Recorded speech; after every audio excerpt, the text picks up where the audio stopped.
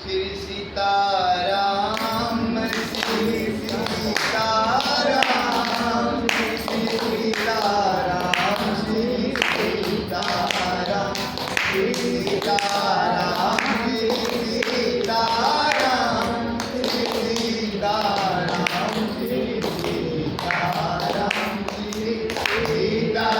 श्री सीताराम श्री सीताराम श्री सीताराम बोले श्री सीतापति रामचंद्र भगवान की जय। आज तारीख 1 महीना 6 साल 2026 को मैं श्री अयोध्या कांड से आप लोगों को कथा सुना रहा हूँ। अयोध्या कांड के 124 द्वार से हम आपको आज कथा सुनाने जा रहे हैं। 124 द्वार, ध्यान पूर्वक सुनिएगा। सुचि सुंदर आश्रम निरखी हर से राजीव नैन, सुनि रघुवर आगमनु मुनि आगे आए। पवित्र और सुंदर आश्रम को देखकर कमल नयन श्री रामचंद्र जी हर्षित हुए। रघुश्रेष्ठ श्री राम जी का आगमन सुनकर मुनि वाल्मीकि जी उन्हें लेने के लिए आगे आए। मुनि कहूँ राम दंडवत किन्ना, आशीर्वाद प्रवर दिन्ना।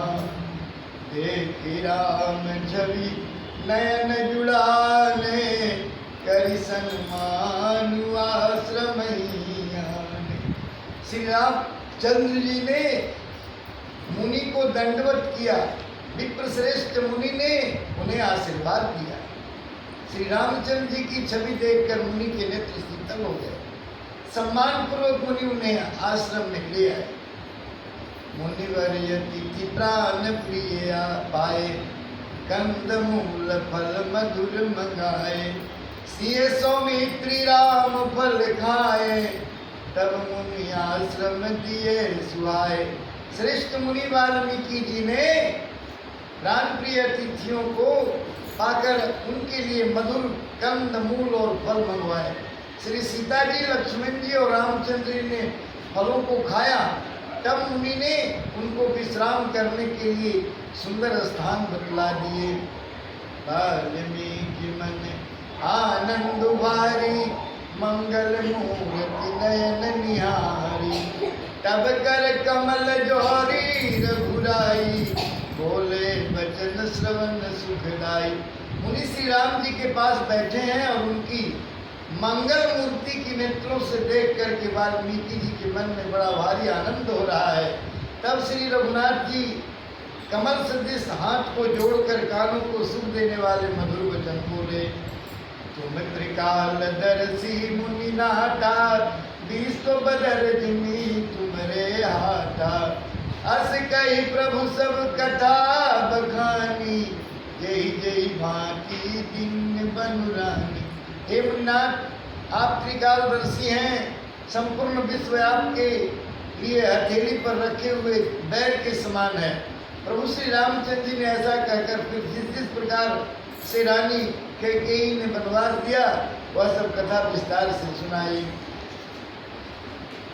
तात बचन मुनि मातु हित, भाई भरत अस राम। हूँ कहूँ दरस तुम्हार प्रभु, सब मम पुण्य प्रभाव। और कहा, हे प्रभु, पिताजी की आज्ञा का पालन, माता का हित और भरत जैसे स्नेही एवं धर्मात्मा भाई का राजा होना और फिर मुझे आपके दर्शन होना, यह सब मेरे पुण्य का प्रभाव है।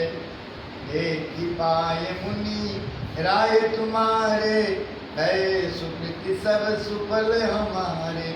अब जहाँ राउर यशु होई, मुनि उदबे मुन पावे कोई। हे मुनिराज, आपके चरणों का दर्शन करने से आज हमारे सब पुण्य सफल हो गए। हमें सारे पुण्यों का फल मिल गया। अब जहाँ आपकी आज्ञा हो और जहाँ कोई भी मुनि को उद्वेग को प्राप्त न हो। मुनि तापस जिनके दुख लाई, ए नरेश बिनु पावक दाई। मंगल मूल विप्र प्रीतोसु, दहाई कोटि कुल भूसुर रोसु। क्योंकि जिनसे मुनि और तपस्वी दुख पाते हैं, वे राजा बिना अग्नि के ही अपने दुष्ट कर्मों से ही जलकर भस्म हो जाते हैं। ब्राह्मणों का संतोष सब मंगलों की जड़ है, और भूदेव ब्राह्मणों का क्रोध करोड़ों कुलों को भस्म कर देता है। अस जिए जानी कहिए सोई ठाऊं, सिय सौमित्र सहित जहाँ जाऊं। तहाँ रचि रुचिर परन तृणशाला, बासु करो कछु काल कृपाला। ऐसा हृदय में समझकर वह स्थान बताइए जहाँ मैं लक्ष्मण और सीता सहित जाऊं, और वहाँ सुंदर पत्तों और घास की कुटी बनाकर, हे दयालु, उस समय निवास करूं। सहज सरल सुनी रघुबर मानी, साधु साधु बोले मुनि ज्ञानी।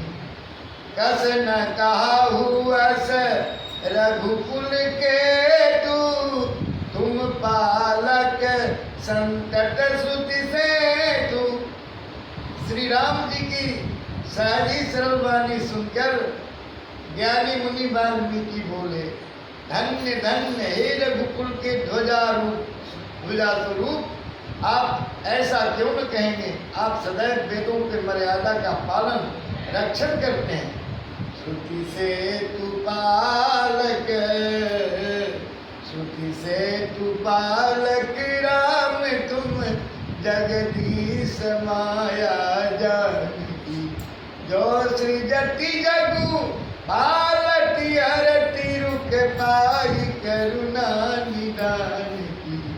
जो सहसीसु अहिसु मही धरु लखन चराचर धनी।